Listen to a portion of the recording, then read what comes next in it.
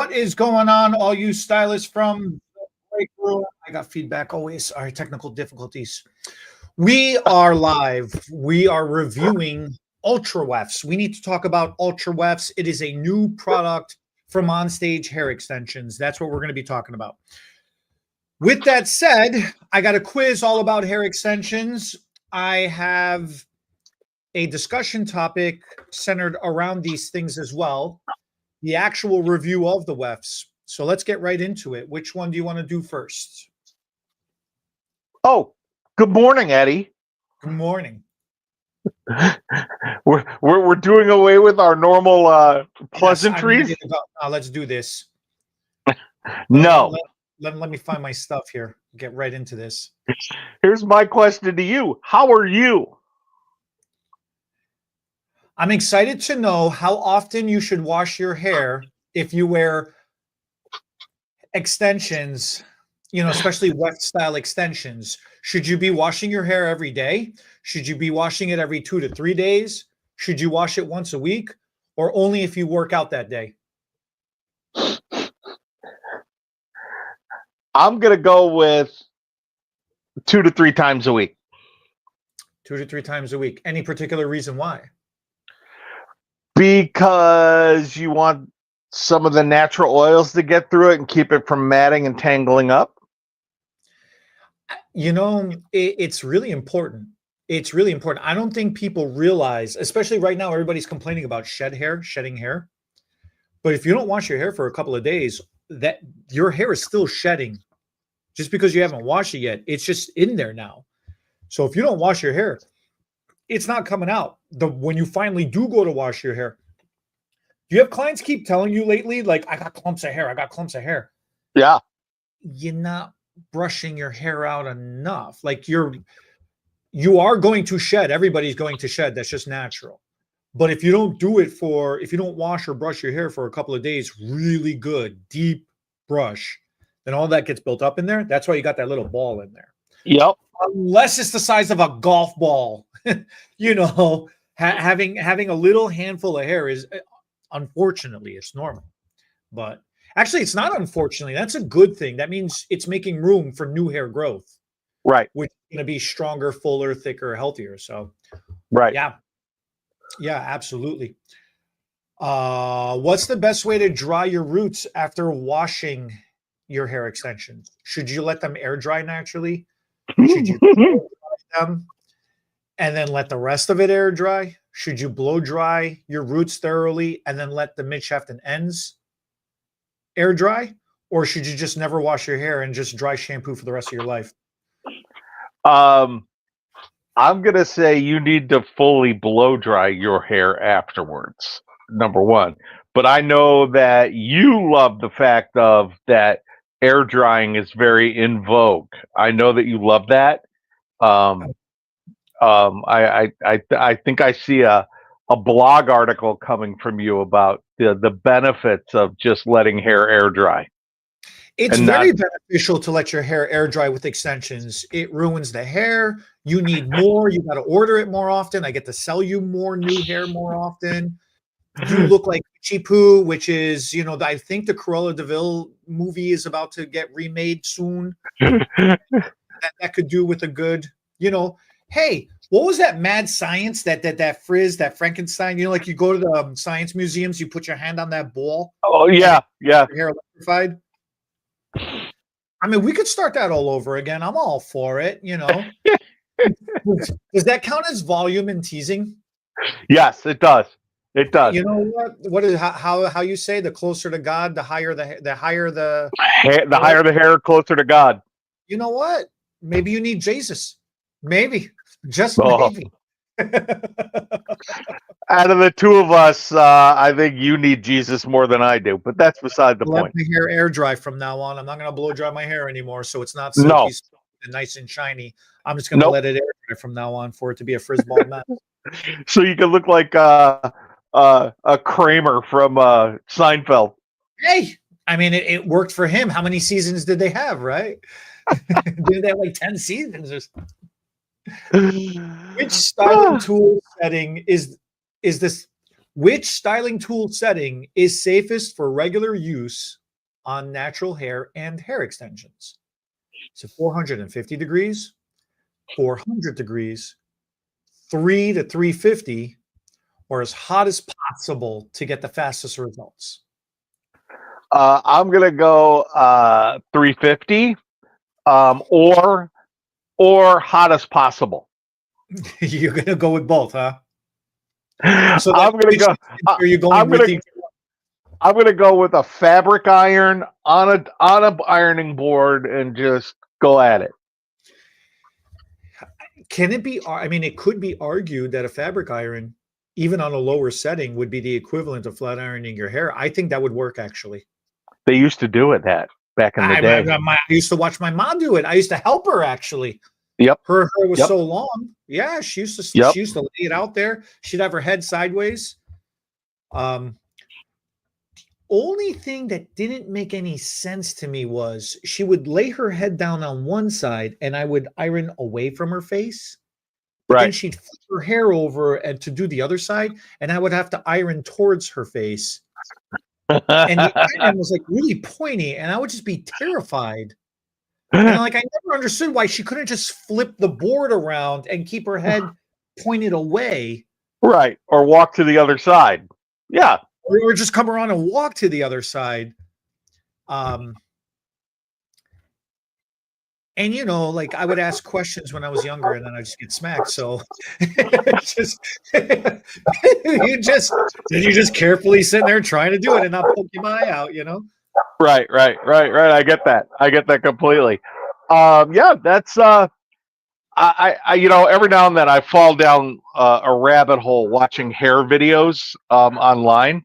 Have you seen the Asian guy who the client leans back and he's got like this giant cutting board and he combs the hair out straight and then with the cleaver. Well, like he's chopping onions, but he's chopping the hairs? Yeah. Have you seen it? No. Oh yeah. It's this Asian dude and it's this like and it's like a cutting board that goes to the back of the chair. Cutting board?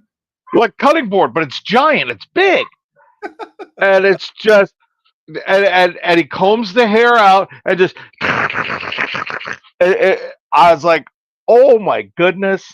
One slip of the wrist and you are doomed. But I mean, if he's got the cutting board up and he's just chopping away. Yeah. He's got like a cleaver, like a meat cleaver? It's a cleaver. Yeah, it's like a meat cleaver. Hey, you know what? That's cool, man. But it's the same thing. It's the same thing. Look, I 350 degrees to answer that question is the standard. Now, as you and I both well know, back in the day when malls were a big thing and there was always that one kiosk in the mall with the guy from wherever selling flat irons without the temperature gauge on them. Those bad boys went right up to 450, but still 350 degrees. Heat is heat could be our friend, but heat could also be our enemy. But what's your saying? Science is fun, but science is dumb. Yeah. So what you want it to do, it only knows what you tell it to do. Exactly. The same thing applies with heat. Extra passes at 450 degrees does not help your hair. Okay. Good advice. Great advice. How often should you return for maintenance when using hair extensions and wefts? Should it be every 2 weeks, every 4 to 6 weeks, every 3 months, or eventually when they start slipping out? Now, this is specifically about wefts. 4 to 6 weeks is what I recommend for my weft clients.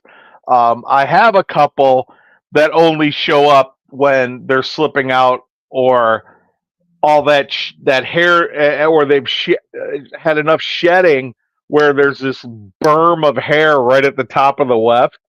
So you gotta take the weft out, clean it out, and reinstall it. But yes, 4 to 6 weeks. for maintenance. Protect your investment. That's what I was just about to say. It really is protecting your investment more than anything else. The hair is reusable. Right. The trade-off is you come in more often to maintain it, and coming in once every 4 to 6 weeks ain't that bad, really, in the grand scheme of things. You're coming in that often to get your hair cut, blow dried, styled, colored, whatever else, anyways. So right. It just goes right in line. Right. I agree. Is there any particular ingredient that should be avoided while wearing hair extensions? Heavy oils, sulfates, biotins, or extracts of any kinds? I'm going to go with sulfates. Sulfates are bad sulfates. I'm going to go with sulfates. Heavy oils also, because I mean, if you're doing the right thing and you're using the products that have been recommended to you, there's no need for heavy oils. I agree with you, but in all fairness, we are spoiled because we are used to good quality brands like the She Hair extensions or the Onstage hair extensions, right?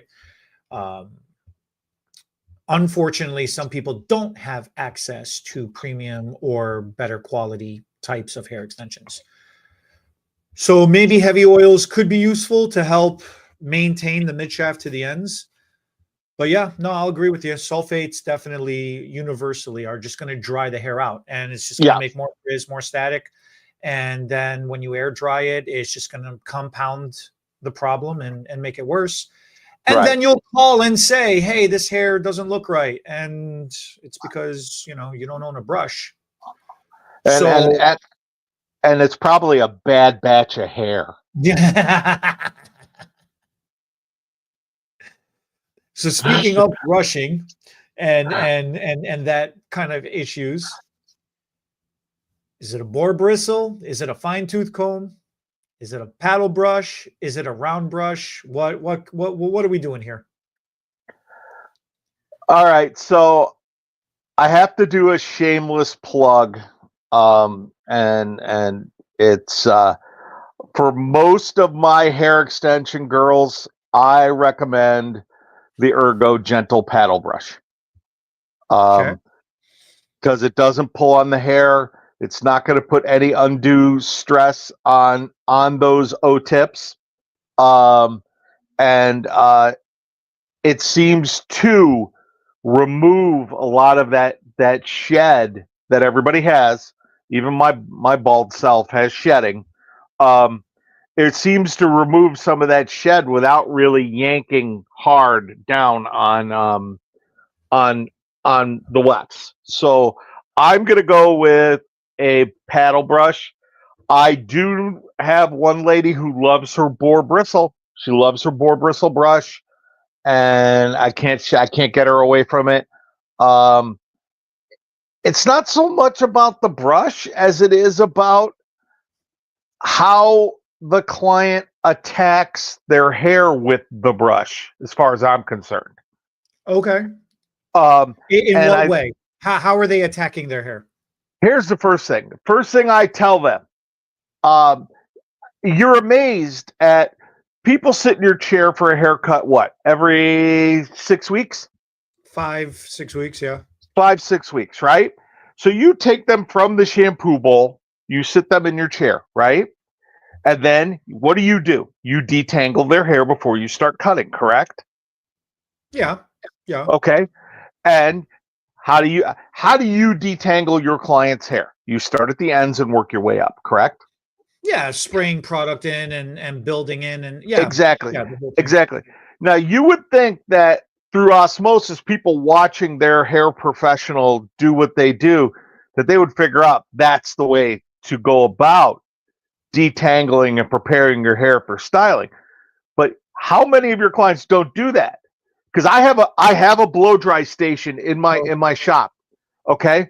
And I watch them. I'll shampoo them and I'll be like, oh, do you want me to, here, let me detangle this for you. And they'll be like, no, I got it. And I'm like, okay. And to watch them just take a paddle brush and start attacking their hair like this instead of starting at the ends and working their way up.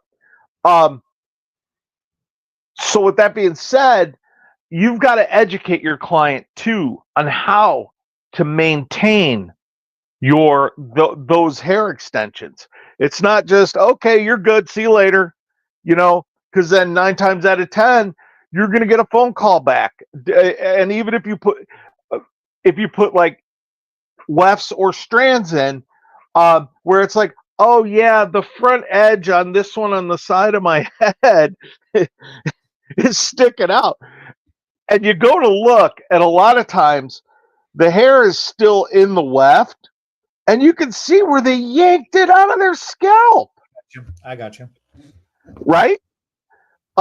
So I mean, along the lines of that question is you've got to maintain. Now, the cool thing about on stage is you get that cool little maintenance guide that comes with the hair, right?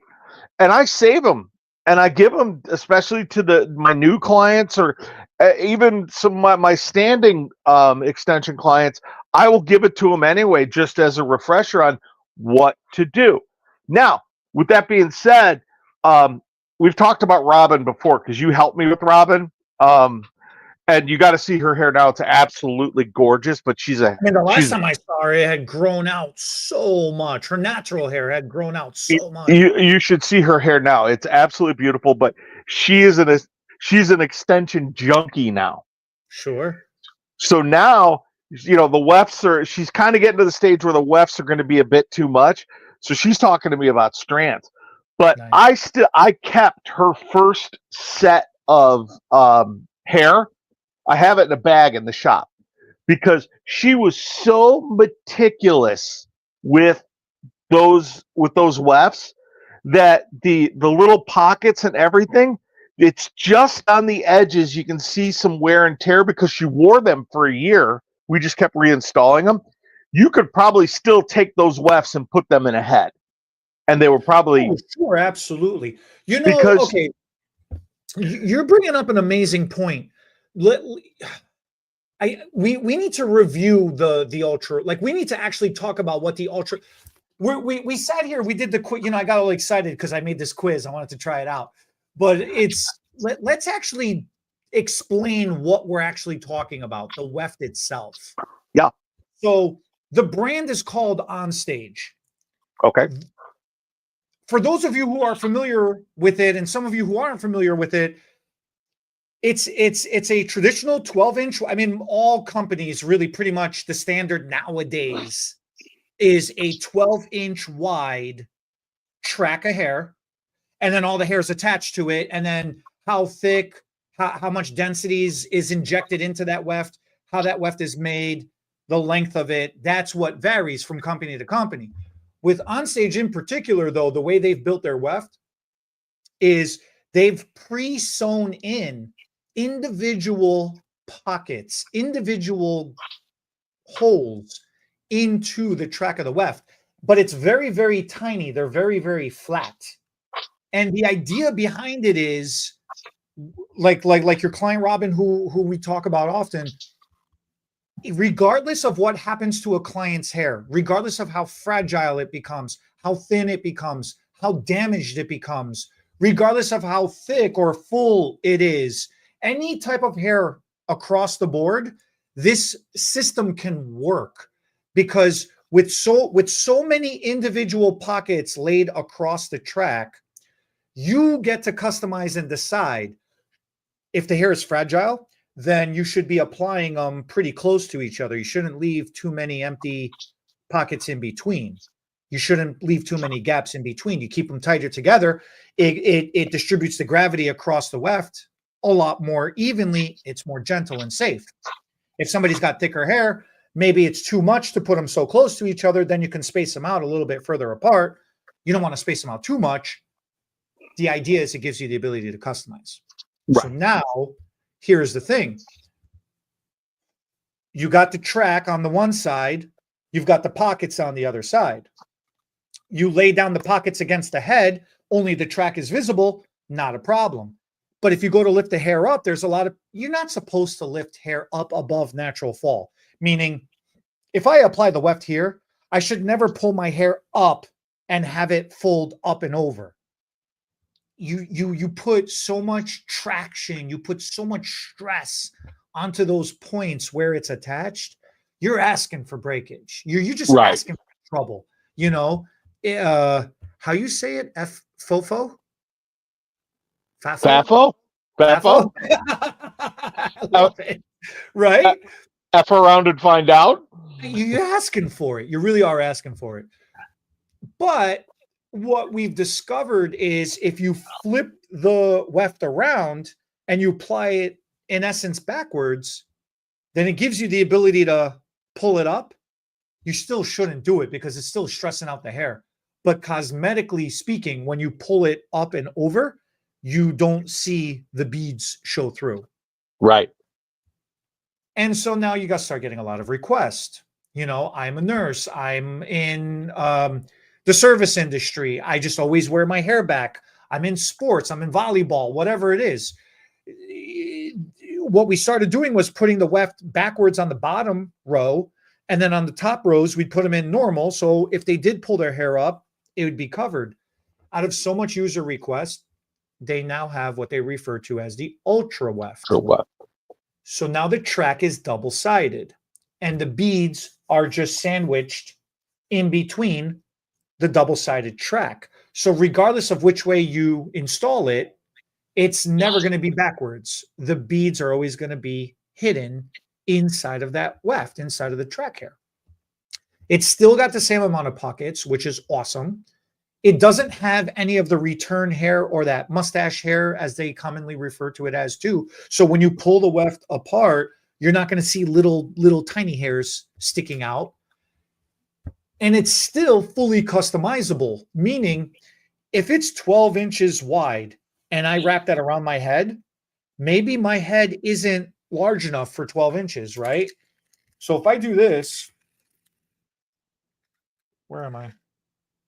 And I pull out 12 inches and I come around my head, that's going to be really, really, well, okay, it just fits, you know, on me. If I had enough hair to pull it back and cover it up, that fits. But so many people, like on the back of my head, if I put a lower row for more length, I mean, look at how far out that comes compared to my hairline back there, you know? Right. Even if I come in the middle, look at how far out that comes. And that's the nice thing about the onstage wefts is that you can cut them down to smaller sizes so they don't just have to go at the crown. You can actually go lower and you can actually build length, and then you can keep them higher like they're traditionally placed, build volume. And now you don't look like you got a mohawk going on. You don't look like you got that or not mohawk, excuse me. Mullet. Mullet. A mullet. Yeah. Going on, you know? The wolf haircut is still cool in certain scenarios, but it's not currently trending right now anymore.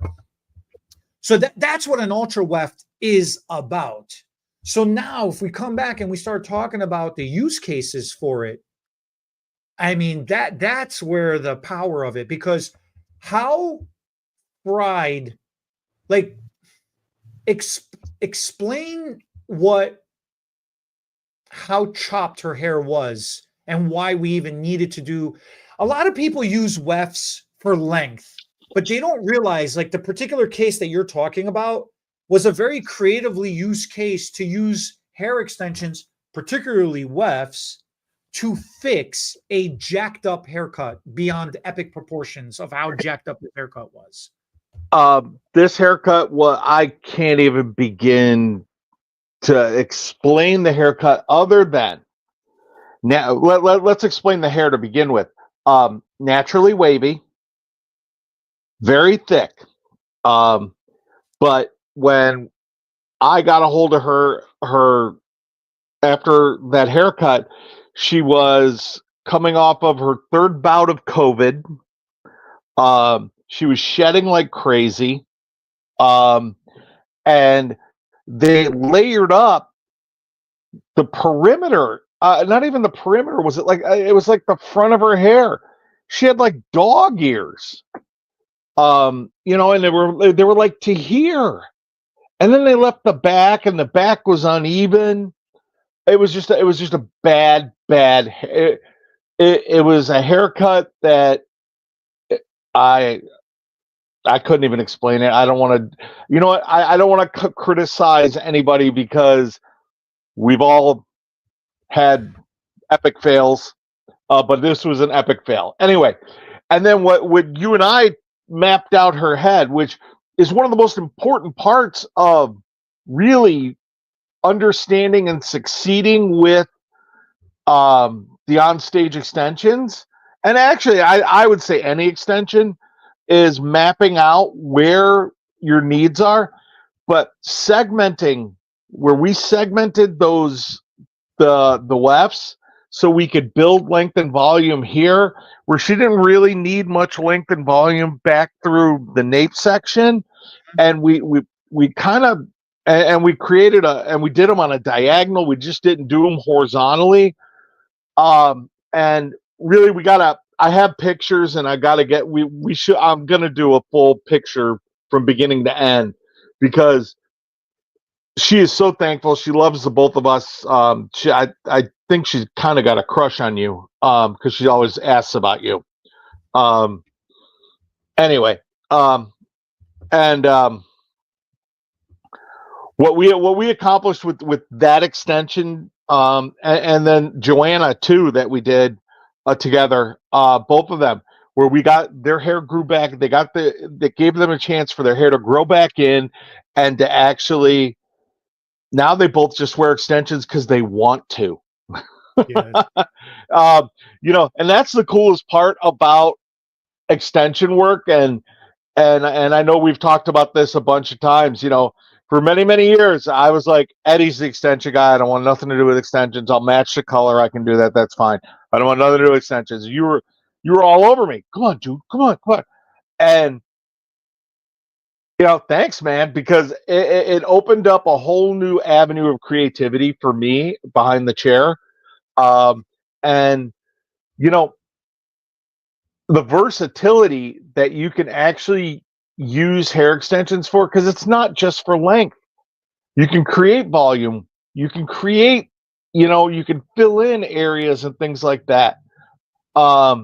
Is epic. Did I answer your question, or did I go off on a tirade? No, but that really what it comes down to, and it really is because everybody hears hair extensions and they just automatically think full head, and they automatically think long hair.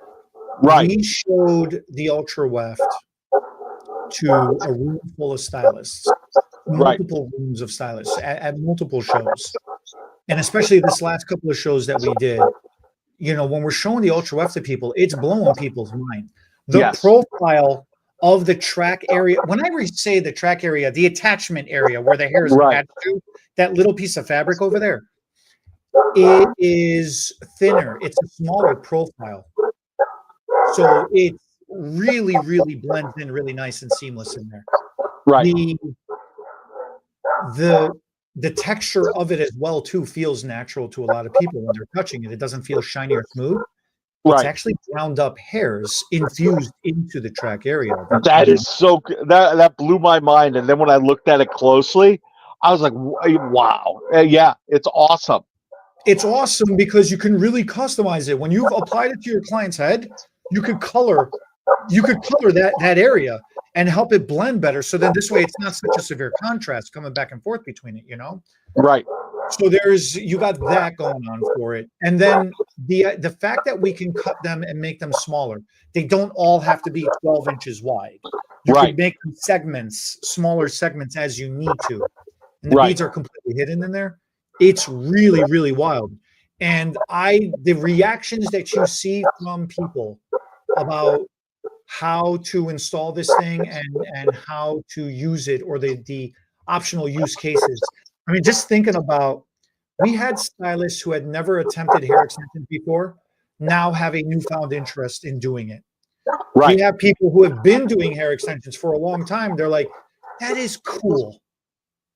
It's attractive to both sides of the people, whether they've been doing it or not. How you say, like, it's not gated. It's an easy access, or it's an easy entry to people. Like, what, you know what I mean? Like, the reaction of people who've never done hair extensions before, sometimes they say, "Oh, it's too complicated to get into, or it's too hard to get into." Right. Okay. Is that how they refer to it as? Yeah. Sure. Okay. I'm not sure. All right. Well, what are some of the reactions that you got from the people? Because that was the reactions that I got. They're just fascinated about how easy it is to get into, and they're actually excited and happy about it. Well, I think the coolest thing that we did was the last class we taught, when we pulled everybody out of the crowd and had them stand around us, and watching people go from hair extensions, inquisitive, to holy cow, this is so cool, this is so easy, when we were showing them. And then I had that one girl, what was her name? Was it Rose? Who was helping, who I showed her how to do it, and then she was showing everybody else how to do it. Oh, yeah. And watching everybody, and watching the light bulb go on above their heads and go, holy cow, this is easy, I can do this. And that's really watching people get that aha moment of, holy cow, this could be another tool that I could put in my toolbox that could make me money, is huge. So yeah, that's what I got. What do you have for motivation this week? Well, I've got two things that I'd like to cover. Because first is, let's talk. I want to know. I'm going to use you as an example. Okay. So when you started at your shop, the salon that you work out of, how did you come up with your pricing? In what way?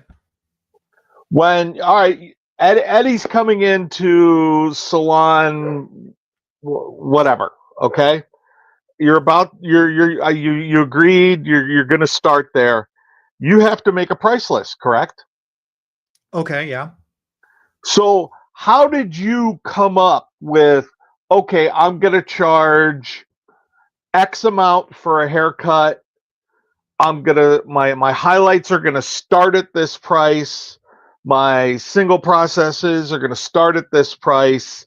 How did you come up with that? What did you do to set your menu? Oh, well, I mean, we're going back now 30 years ago. Fine. So at that time, everything was about how much do you make per hour. And that was just the world as it was. How much do you make per hour? It wasn't how much are you worth, how much can you produce. It was all just about, I make $10 an hour. I make, $12 an hour. And if you were able to make $15 an hour back then, that was like, holy cow, you're freaking rich. Minimum wage back then was $4 something. $4.77 an hour, baby. That's what I'm saying. Like it was not, right. I think by the time I was fully behind the chair, it was like $5.25. It had just gone up to like $5.25. So I was like, wow, this is freaking, I'm making money here. So I was like, so if I could double that, if I can make $8, $9, $10 an hour, like, holy cow, right? Like that would be amazing. So then that was the mentality at that time. So, okay, now I've got the salon and I'm like, well, now I've got rent, now I've got payroll and taxes. Holy cow, do I have to pay taxes? And the amount of taxes in the neighborhood I opened the shop in I was not prepared. But like the amount of payroll and the amount of taxes and payroll taxes, just taxes that freaking hit me, that ran my butt over like a freaking semi truck, So at a minimum, I had to dictate and set my prices just to cover my cost. And I'm like, okay, cool. If I charge this much, I'll get all the bills paid. And I was excited, but then I didn't think about that. I'm like, I have literally no monies left over. So I was like, wait, I need to charge a couple of bucks more because I need extra money for supply. I've got to eat. I've got to eat. You know, it's And okay. then I'm like, all right, yeah, right. I got the business covered and now I can get supplies. But what about me? You know, I need to eat something. So I need to charge a couple of extra bucks. And then all of a sudden the bills started coming in at the apartment. I'm like, oh, right. I forgot. I have a car note. I have my own personal rent. I, you know, so I charge a couple of more bucks. And then the guys call on the weekend. Hey, you want to go out and drink? Oh, yeah. I need spending cash. Right, I need right, to charge a right. couple more bucks. It was obnoxious. So all of a sudden, you know, making $10, $12 an hour at that time was not a thing. I wanted to make 20, $30 an hour. And then I'm like, all right, now I think I'm doing good, right? Well, then it's like I was so proud of myself. So I'm sitting there with my ma, and she goes, well, what are you doing? And I'm like, oh, I'm showing off. I'm like, yeah, I make $26 an hour, whatever the hell I do, you know, whatever. She goes, that's it? I'm like, what? Like, I'm doing so good. She's like, the most you'll ever produce is like 50 grand a year. She goes, you think you can retire on 50 grand? You're not even a six-figure income. I'm like, a six what? Like, what did you just say? And then that's when she taught me about the six-figure income, right? And you got to make 100,000 or more to guarantee that you can maintain your life now, but then have enough for when you get old and you put stuff, like you have put money away, and then you can retire comfortable. And now you could be financially independent and secure. Like, this is what's trending right now, what a lot of people are talking about. Right, right. I was like, well, what does that even mean? And then that's when she taught me, it's like per hour, you could charge whatever you want. But by the time you pay your taxes and you do everything else and blah, blah, blah, blah, blah, are you producing $48 and something cents per hour? She's like, if you're not doing that, then by the time you pay all your bills and taxes and everything else, you're not making 100 grand. How are you going to live? How are you going to survive? I'm like, man, 50,000 sounds really good. I'm like, 100,000 sounds like I'd be rich. But now you fast forward, here we are in modern day now. Man, yeah, if you live in the city, like we live outside of Chicago, if you're not making 100 grand or close to it, you're like in squabbles, man. It hurts. You're paycheck to paycheck. Yeah. And it's ridiculous. It's freaking ridiculous, but that's the city for you. What do you want? Yeah, that's city life for you. Yeah, yeah. So what brought me to this subject is I spent some time with some beauty school students, and we hung out for a day, and their biggest question is, what do you charge? How did you and they kept asking me, how did you come up with what you charge? And I took a little different angle to it, okay? Because I used to work for someone who was not a hairdresser, was only interested in the bottom line, and I don't want to get into a big thing about it, but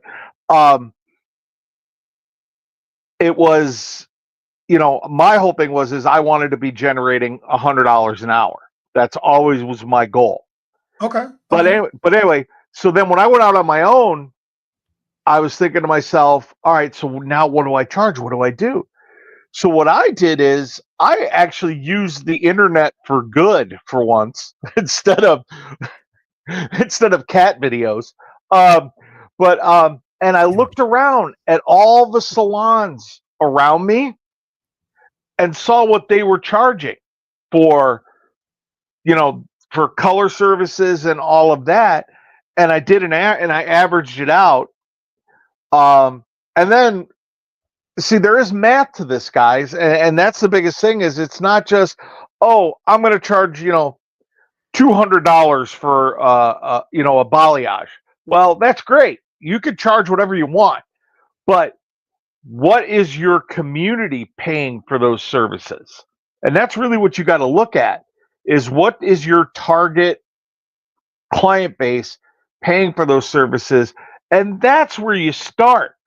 And then as you build your clientele, then you can do increases, because as we well know, the cost of products has gone up. Our operating stock, the cost of it has gone up. We're very fortunate that All Nutrient has kept a baseline with their prices. They haven't lost their minds like a lot of these other companies have. Chuck's a very smart businessman that way. But my point being is charge what your market will bear, and that goes for everything. And charge for everything, guys. If you do it, you know what? Throw in your client a deep conditioner every now and then. Your hero clients. That's awesome, and it's appreciated. But if you're doing a highlight and a toner, your toner should be a separate charge, as far as I'm concerned. The highlight is a charge in itself. Build your tickets. That's where you start making your money. And it's not building your tickets off of something that your clients don't need. It's building your tickets off the needs of your clients, is the point I'm making. And do some research. See what other people in your area are charging, and match up to that. You know what I mean? Does that make sense? I think that's good advice for starting out. I'll agree with Yeah. that, but I have a different. Okay, so now that I understand your question a little more, I think it's all comes I agree with what you're saying. I don't disagree with what you're saying. I agree with what you're saying. I just have a different take on it. Bring it. Charge whatever you want. You got to decide what lifestyle you want for yourself. Agreed. Now, if you're going to go with what your market would bear and you want to be in competition with everybody else around you, or at least in line with everybody else around you, then you got to be willing to either relocate or commute to the areas that have the price points that you want. But if you're comfortable with where you're at and you want to charge more than what your area is charging, then it's called proposition value. At the price that you're charging, does the customer feel like they're getting their money's worth? What are you doing to make it justified paying that price? Because I am personally a sole believer of there is a price for everybody out there, regardless of what your product is. And I've given this example before. Carmelina, she listens to a lot of rap music. And there's this one rapper, and I don't know what I don't know anybody's freaking name, but he's selling white t-shirt, just undershirt, plain white t-shirt, $100. They're like $5, $2 for 10 of them. Like you get them in a pack at Target. But this guy is selling one for $100. And everybody was laughing at him online, like, are you stupid? Are you crazy? Are you this? Are you that? But the guy made like $1 million. Like he was sold out. He had just on the pre-sales alone, he already had made $1 million because enough people were buying it because it's his brand or his label or his whatever. They were willing to spend what is average a $2 thing for a pack of 5, $100 for a single one. Same freaking thing. Right. I get that. Whatever his marketing was behind it, whatever the value or the perceived value of it was behind it, that's what people were buying into. The point is, there is a market out there. Now, I was at dinner in New York with a very famous hairdresser, and I'm having dinner with him. And at the time, and he says, I charge $500 for a haircut. He goes, you charge $125 at that time when I was in New York. And he says, what's the difference between you and I? So, well, you're more famous than I am. He goes, I am, but that doesn't matter. What really is the reason? I'm like, you're better at haircutting. He goes, actually, no, you're actually better at haircutting than I am. What is, that's not the reason. And we kept going back and forth. And every answer that I gave him, he would say, that is an answer, but that is not the reason why I charge 500 and you don't. Finally, I gave up. I'm like, all right, man, what? He goes, it's because I asked for it and I found customers that are willing to pay it. He goes, that's the answer. He goes, you charge what you want. I want this lifestyle. I want to live this. I need to make this much to support that want. And now I just work on finding people that can afford this to put me where I want. Like, that's insane. That sounds insane to me. So I come back home in my area.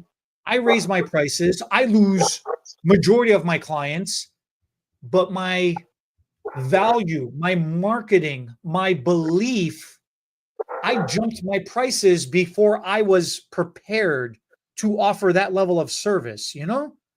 Mm-hmm. And I failed. So I had to lower my prices back down. I had to, put my tail between my legs and do my walk of shame for my ego at the time. And, I rebuilt again and I learned, but I learned, Right. So yeah, Right. I think, your advice is solid, especially if you're starting off. Yep.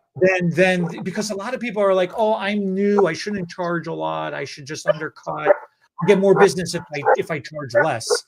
And it's like, it's not that you're going to get more business, you're just going to get that level of shoppers. Right. And if you can deal with that, then that's okay, fine. That's not a problem. You're just going for, what is it? Consuming quantity rather than value. Right. And that's okay because there's a market for that too. But don't think that's your only choice to do that. Your advice, my advice, somewhere in between both of our advices, somewhere in there is the answer for you individually. So right. Well, and I agree with everything you just said. Never undervalue yourself, guys. Never. no. I have friends, we have mutual friends in this business who the anxiety of raising their prices $5 sends them into therapy. I'm going to lose clients. I'm going to lose clients. If someone leaves you over $5, then they weren't your client to begin with. They didn't believe in you enough to go, you know what? I'm getting a great haircut. I'm getting a great hair color, and $5 more is well worth it to me. It wasn't your client to begin with. Which brings me to motivation. Our motivation for this week, guys, is the word no. Carmelina's favorite word. I got you. I know this one. No is okay to say to a client. And I'm going to give you my situation that came with this motivation. I had a client of mine, her teenage son, I guess a new TikTok thing or whatever it is for all these young guys to bleach their hair. They're all bleaching their hair. But the problem is when you're as dark as, say, I was when I had hair or when you were younger, to make a good blonde, you've got to bleach it more than once. And these young guys don't know the pain of having on the scalp bleach. And you are well aware of that, my friend. I know you are. So with that being said, he came in, I talked to him, and I wasn't feeling it. I was not feeling it. I saw this as being a bigger headache than it was worth. And I said to him, no. I said, I'm not doing this to you, dude. I will not. I said, you know what? I'll give you some highlights. No. We're all my buddies are bleaching their hair. I'm like, I can't do that for you. I said no. Come 10 days later, his mom comes in for her touch up, and I'm waiting. And I'm like, well, did he do it? And she's like, yeah, he went somewhere. They bleached him 3 times in one day. He ended up in urgent care with open sores on his scalp. Oh, I know that one. And it has become a nightmare. He had to go on antibiotics, Anyway, and I'm not going to lie to you. Deep down inside, I kind of went, ha! I was right. And then his mom looked at me and she goes, I want to thank you for being honest and being a professional. And that was the coolest feeling. And I felt bad for the kid because I knew but this is everything I said to him. And it came to pass. But the mom said, thank you for being a professional and being honest. And that leads me to this of, you know what? No is okay. It's okay to say no. It is okay. Now, if it's something that's going to stretch, maybe stretch your abilities a little bit, I think that's good. But if it's something where this is going to be an epic failure, or it is going to turn into redo after redo after redo, no. Jason, who works across from me, had this young girl come in. Same thing. She had waist length hair, this beautiful head of hair, and she wanted to cut it collar length.